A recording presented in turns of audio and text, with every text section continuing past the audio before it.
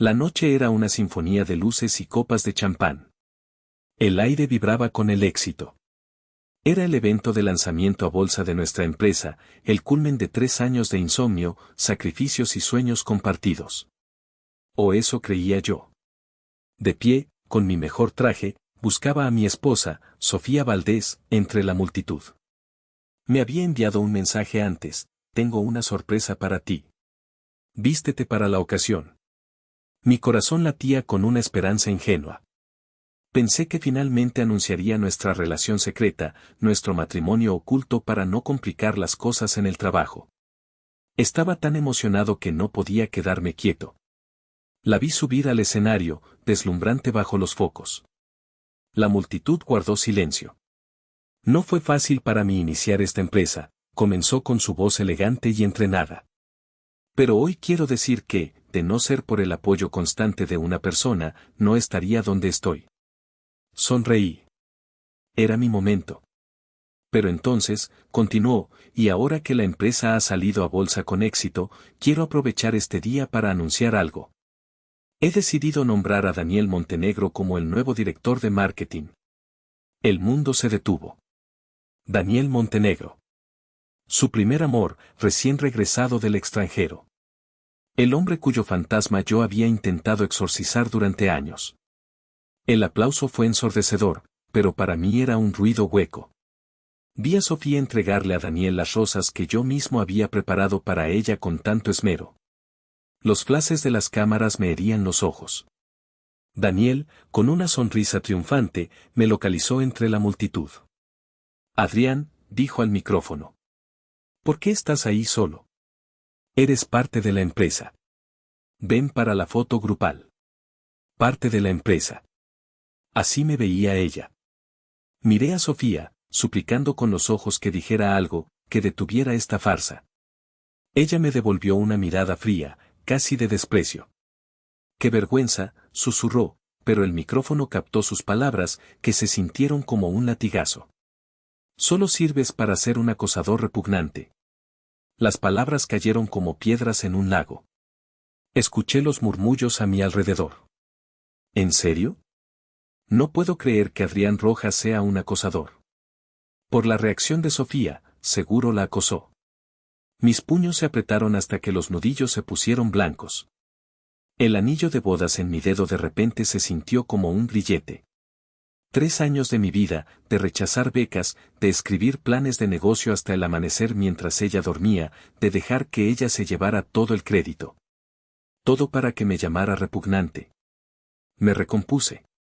Una calma gélida me invadió. Caminé hacia el escenario, con una leve sonrisa en los labios que no llegaba a mis ojos.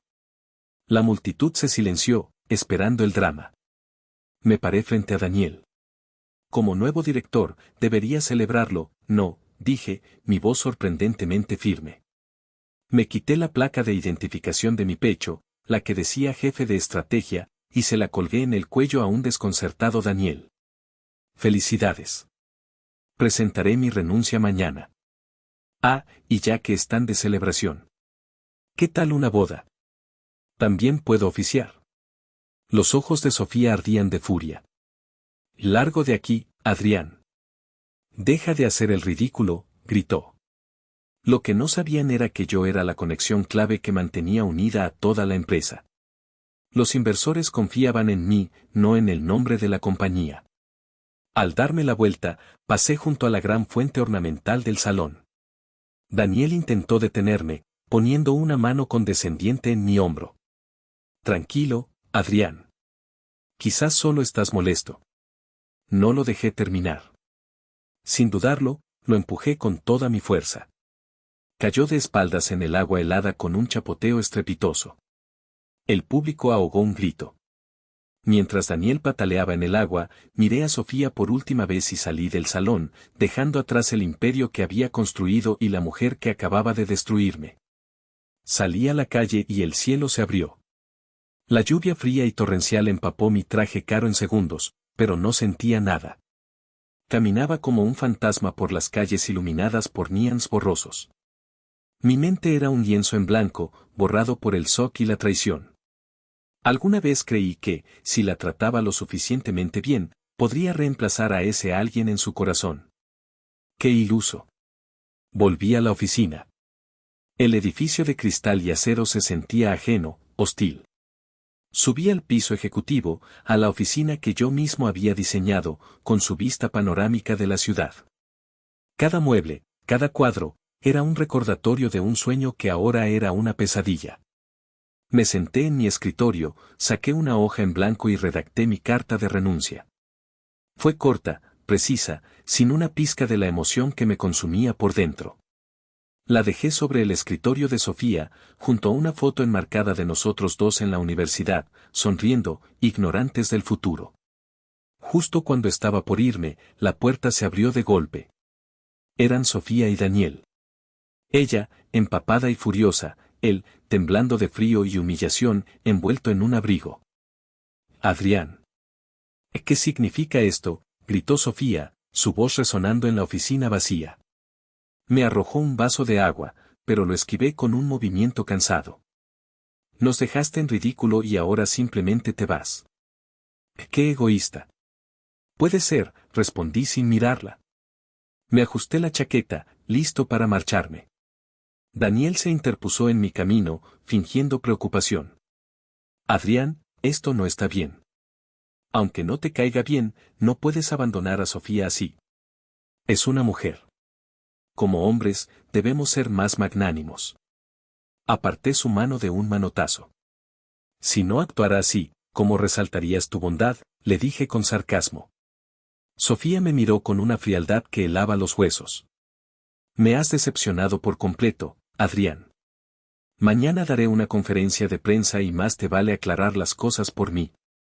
Si no, espera los papeles del divorcio. Asentí, una sonrisa amarga dibujándose en mi rostro. De acuerdo. Divorciémonos. Se quedó helada. ¿Qué dijiste? ¿Estás loco? ¿Qué harás después de dejar la empresa? ¿Crees que actuar despreocupado me va a intimidar? Para ella, yo no era nada sin la empresa que le ayudé a construir. Ella creía que, sin mí, podía conquistar el mundo. Había olvidado que en un negocio como este, los recursos lo son todo. Y yo tenía todos los recursos en mis manos. En ese preciso instante, sonó su teléfono. Miró la pantalla y me lo mostró con aire de superioridad. Es Guillermo Lancaster. El inversor extranjero. ¿Ves, Adrián? ¿Y qué si renuncias? Sin ti, vendrán a mí para colaborar. Lástima que ya es tarde para que te arrepientas. Sonrió al contestar la llamada, su rostro rebosante de triunfo. Pero su expresión cambió en segundos. Su sonrisa se desvaneció, reemplazada por una palidez de incredulidad. ¿Qué? ¿Cómo que cancelan el acuerdo? ¿Por qué? Pero. Adrián ya no es parte de esto. ¿Hola? ¿Guillermo? Colgó el teléfono lentamente, mirándome con una nueva clase de pánico en los ojos. La primera pieza de su imperio acababa de derrumbarse. Y era solo el principio. Caminé sin rumbo durante horas, arrastrando los pies sobre el pavimento mojado. No tenía a dónde ir. Mi casa era su casa. Mi vida era su vida. Acababa de darme cuenta de que no poseía nada que fuera verdaderamente mío. Me detuve frente a una vieja parada de tranvía, sintiéndome como un loco, empapado y con la mirada perdida. Fue entonces cuando vi el letrero, Pensión Beatriz. Habitaciones por semana. Colgaba de un balcón de hierro forjado en un edificio antiguo al otro lado de la calle. La fachada era vieja, pero sólida, con enredaderas secas aferradas a los muros. Crucé la calle, guiado más por la fatiga que por la lógica. Toqué el timbre y una voz envejecida y amable respondió desde el intercomunicador. Busco una habitación, dije con voz ronca. Un zumbido me abrió la puerta. Subí por una escalera de mármol gastado. Me recibió una mujer de unos 70 años, delgada, elegante en su modo antiguo de vestir, con ojos agudos pero cálidos. Soy Beatriz. ¿Usted? Adrián. No hizo preguntas. Solo me miró con una mezcla de compasión y evaluación profesional. Hay una habitación libre al fondo. Cama sencilla, baño compartido. El desayuno es de 8 a 10. No me gustan los ruidos ni los dramas. ¿Está de acuerdo? Asentí.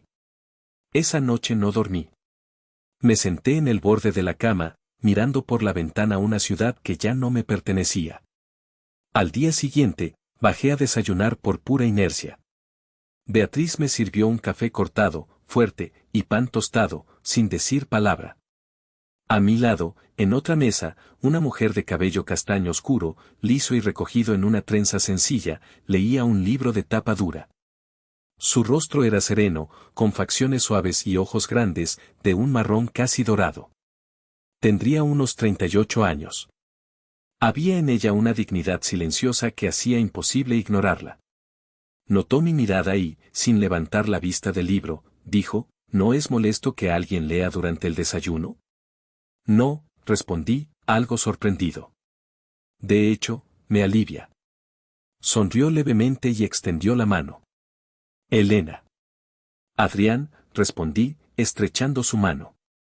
No hablamos más. No hacía falta. Era como si ambos entendiéramos el valor de ese tipo de silencio. No era incomodidad, era espacio. El tipo de espacio que uno necesita desesperadamente cuando todo lo demás ha sido invadido, profanado y destruido.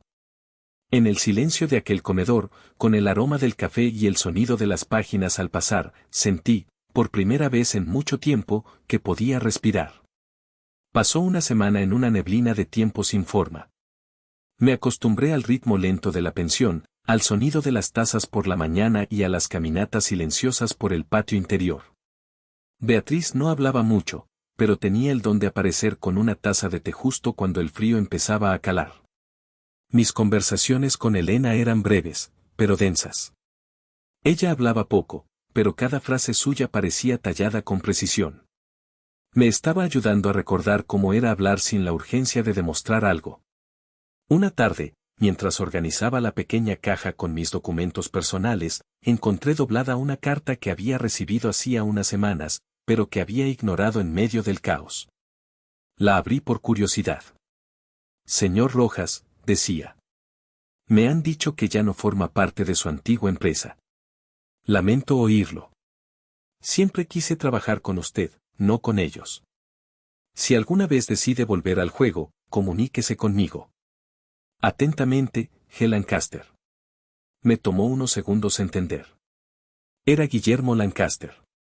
El misterioso inversor extranjero. No quería hablar con Sofía, quería hablar conmigo. Una pequeña llama de posibilidad se encendió en mi interior. El silencio no era el final, solo el eco de algo que estaba por comenzar. 2 días después, encontré a Leonardo esperándome frente a la pensión. Llevaba un abrigo arrugado y esa expresión de lealtad incondicional que siempre lo había caracterizado. Era mi antiguo jefe de proyectos. ¿Adrián? ¿Qué haces aquí? Me costó un infierno encontrarte. Lo hice pasar. Beatriz lo evaluó con la mirada y, como si le diera su aprobación, le ofreció café sin decir nada. Nos sentamos en la pequeña sala común. La empresa no es la misma sin ti, dijo Leonardo en voz baja. Erin, o Daniel, como se llame, cree que puede reemplazarte con entusiasmo, pero no tiene tus conexiones. Los contratos se están cayendo. Los proveedores están molestos. Y Sofía, bueno, está desesperada. ¿Qué esperabas?, respondí con amargura. Leonardo me miró con una mezcla de culpa y esperanza. Escucha, yo quiero trabajar contigo otra vez. No por despecho. Es que contigo uno sabía que estaba construyendo algo real. ¿Tienes algún plan? Saqué la libreta vieja donde había estado garabateando ideas. Se la mostré. Había esquemas, modelos de negocios éticos y una frase subrayada, sin nombres grandes, solo trabajo bien hecho. Leonardo sonrió por primera vez. Una sonrisa genuina, llena de alivio. Cuenta conmigo. Le estreché la mano. Fue un gesto silencioso, pero en mi interior, algo que llevaba mucho tiempo muerto comenzó a moverse de nuevo. A pesar del apoyo de Leonardo y la carta de Lancaster, una parte de mí seguía paralizada por el miedo. Me sentía agotado de solo pensar en empezar de nuevo. Elena lo notó, como siempre lo notaba todo. «Estás aquí, pero no estás», me dijo esa tarde, mientras estábamos en su pequeño taller improvisado en la trastienda de una librería de viejo que a veces cuidaba.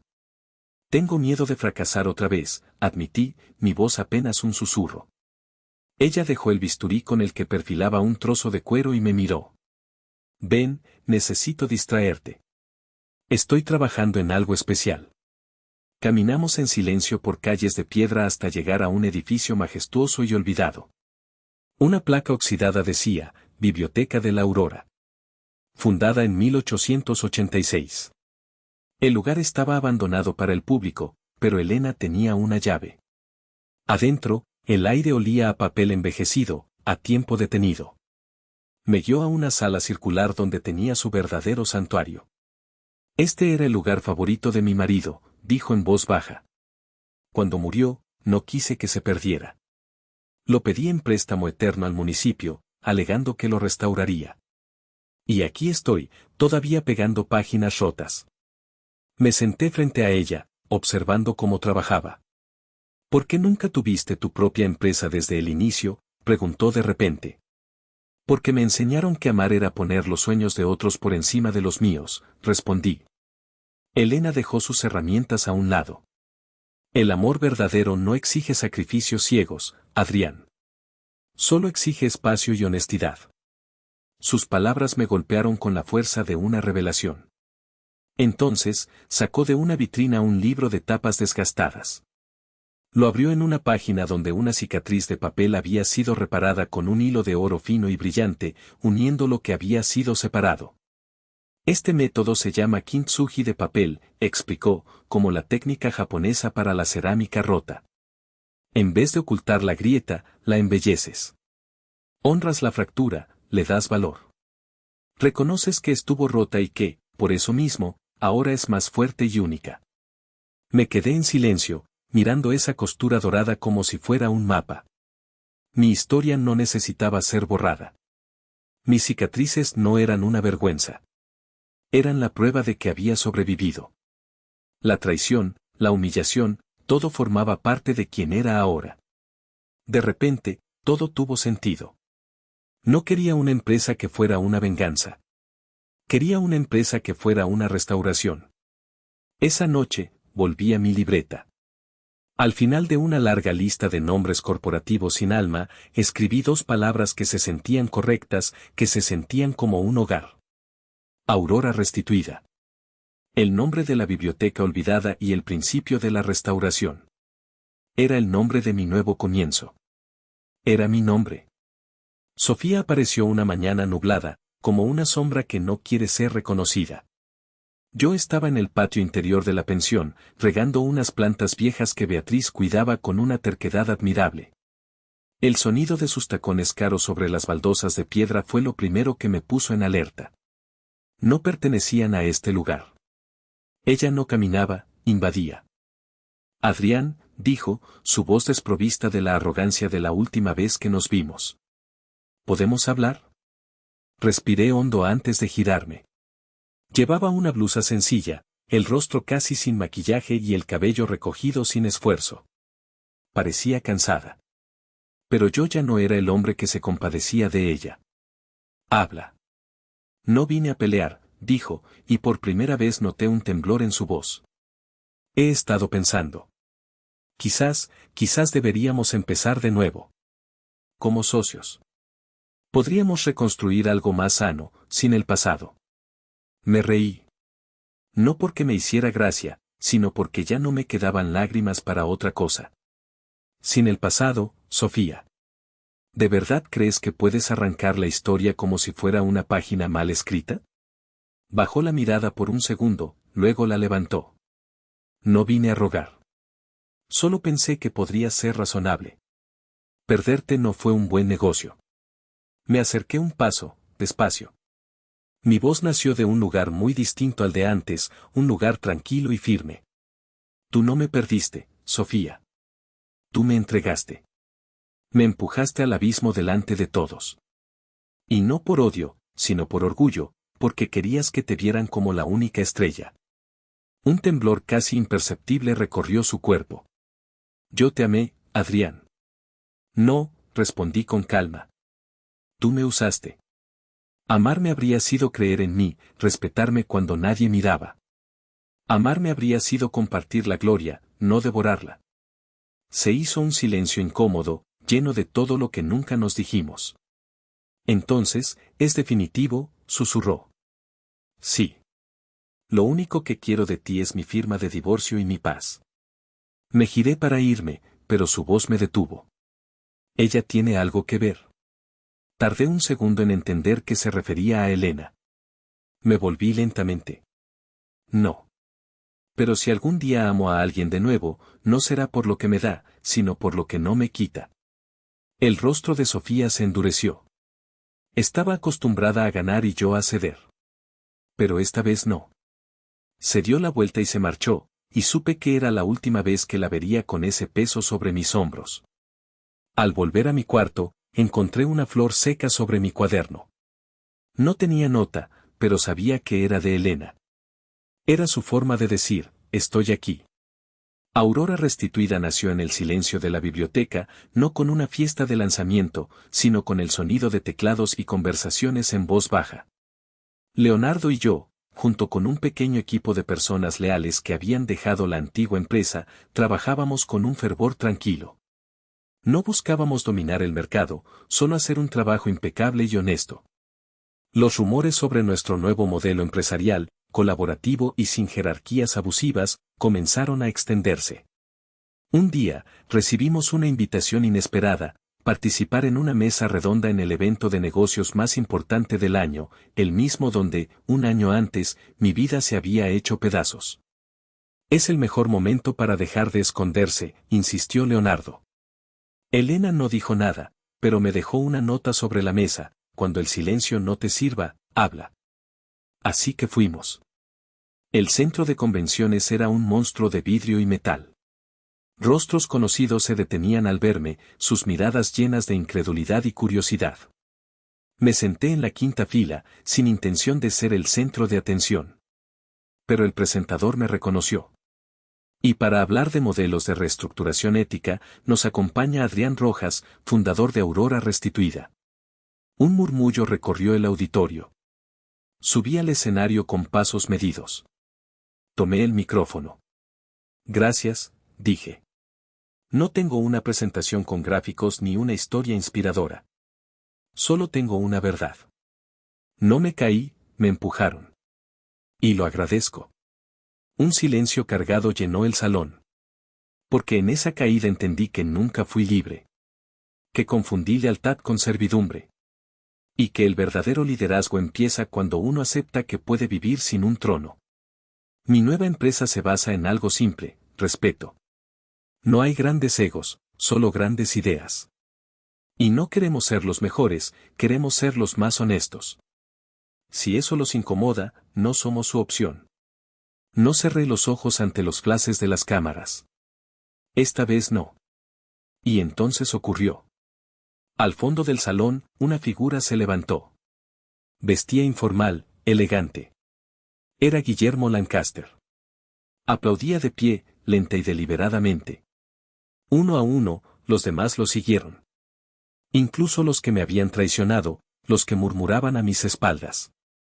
El auditorio entero se puso de pie, y el aplauso no era para una empresa que cotizaba en bolsa, era para un hombre que había vuelto de sus cenizas. Por primera vez en mucho tiempo, no me sentí solo en medio del mar. El salón de la biblioteca de la Aurora estaba lleno, pero no era como aquellos eventos corporativos. Este era distinto, era cálido, humano. En las paredes colgaban fotografías en blanco y negro de los trabajadores de Aurora Restituida, sonrisas arrugadas, miradas firmes, manos gastadas. Habíamos organizado una pequeña gala, no para anunciar un producto, sino para celebrar que seguíamos vivos. No habíamos construido una empresa, sino una comunidad. Leonardo me presentó al micrófono con una broma cariñosa. Subí al pequeño estrado con una copa de vino en la mano y el corazón ligero. Buenas noches, dije. No voy a hablar mucho. Ya hablé demasiado en mi vida y, a menudo, mal. Solo quiero decir que si hay algo que aprendí en este último año es que el amor no siempre se grita. A veces, simplemente se queda. Se queda cuando todo lo demás se cae. Se queda cuando no hay promesas ni certezas. Se queda en silencio. Mis ojos buscaron a Elena. Estaba al fondo, apoyada contra una columna, con un vestido azul marino sencillo y el cabello suelto. Su sola presencia lo decía todo sin decir nada. Así que hoy, en nombre de todos los que fuimos empujados a un costado por no encajar, quiero celebrar a quienes se quedan, a quienes restauran lo que nadie quiere tocar y a quienes entienden que lo roto puede ser hermoso. Hubo aplausos suaves, sentidos. Después del brindis, me acerqué a ella. Eres mejor orador cuando no tratas de impresionar a nadie, me dijo con una media sonrisa. Entonces, estás a salvo, bromeé.